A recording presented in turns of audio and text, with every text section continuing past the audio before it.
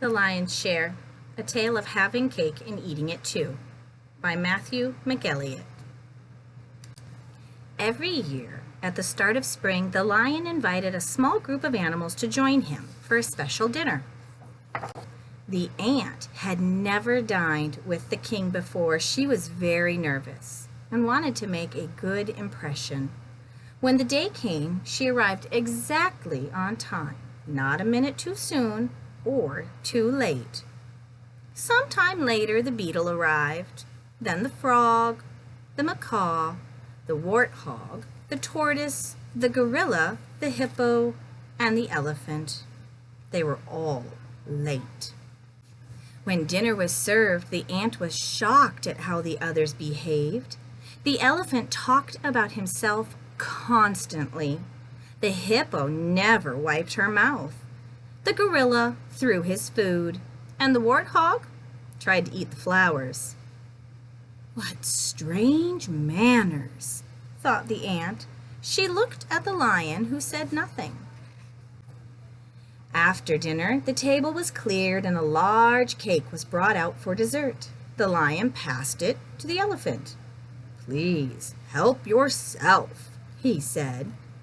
The elephant looked at the cake. "I could eat this in one bite," he thought, "but that might seem greedy." With a grand gesture, he cut the cake in half and passed the rest to the hippo. "Ugh, what a pig," thought the hippo. "But if he's taking half, then I'm taking half of what's left." She made a slice down the middle and handed the remaining 1/4 of the cake to the gorilla. This continued around the table as each animal took half of the remaining cake and passed the rest on until it finally reached the ant. As she struggled to cut the tiny slice in two, it crumbled to pieces on her plate. All the animals turned to her. "Typical ant," said the elephant. "She thinks only of herself. When the cake came to me, I shared it." "I know," said the hippo. "We all did." "Doesn't she know the king hasn't eaten yet?" scoffed the tortoise. The warthog, who was sitting in her cake, simply shook her head in disgust. The ant was mortified. Surely she would never be invited back. "My king," said the ant, "please forgive me. I am ashamed to say there is nothing left to share.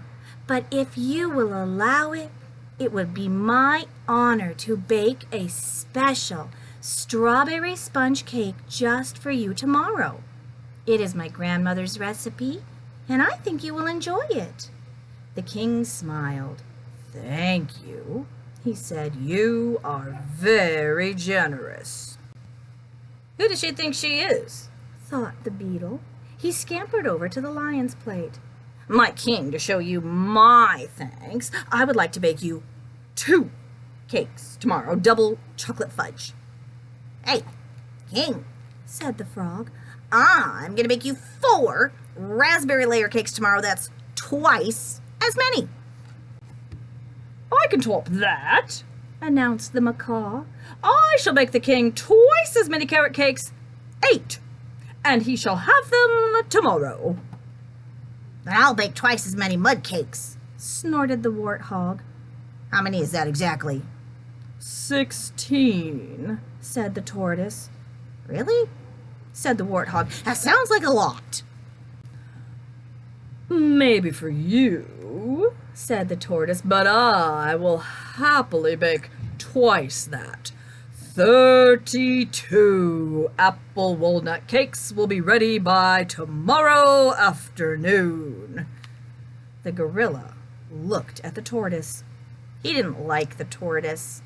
And although the gorilla had never baked anything ever before, he somehow found himself offering twice as many banana crumb cakes. 64, asked the king. "Are you sure?" The gorilla nodded, but he didn't look sure. All eyes turned to the hippo. "Naturally," she stammered, "it would be my honor to bake twice as many spice cakes. Let me see." And she took out a piece of paper and began to scribble some numbers. Her hoof was shaking as she put down the pencil. "Well, this can't be right," she said finally. The gorilla grabbed the piece of paper. 128, he announced with a grin. Oh, the elephant was crestfallen, but he had to top the hippo. Elephants were twice as good as hippos. With a deep breath, he announced, "And I, the great elephant, shall bake twice as many as the hippo. 246 peanut butter pound cakes."